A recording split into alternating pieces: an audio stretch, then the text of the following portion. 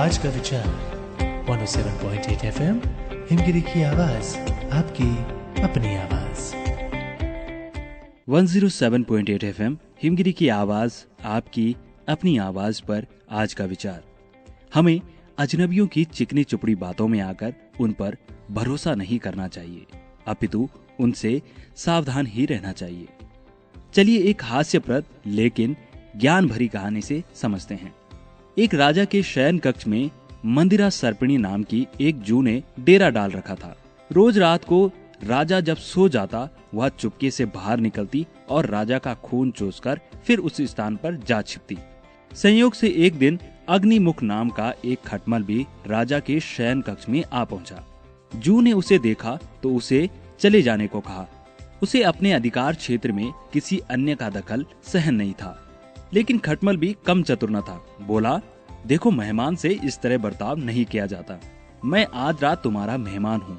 जू अंततः खटमल की चिकनी चुपड़ी बातों में आ गई और उसे शरण देते हुए बोली, ठीक है, तुम यहाँ रात भर रुक सकते हो, लेकिन राजा को काटोगे तो नहीं खून चूसने के लिए।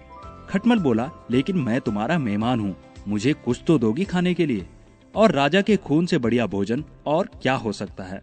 ठीक है, जू बोली, तुम चुपचाप राजा का खून चूस लेना, उसे पीड़ा का आभास नहीं होना चाहिए। जैसा तुम कहोगी बिल्कुल वैसा ही होगा। यह कहकर खटमल शयन कक्ष में राजा के आने की प्रतीक्षा करने लगा।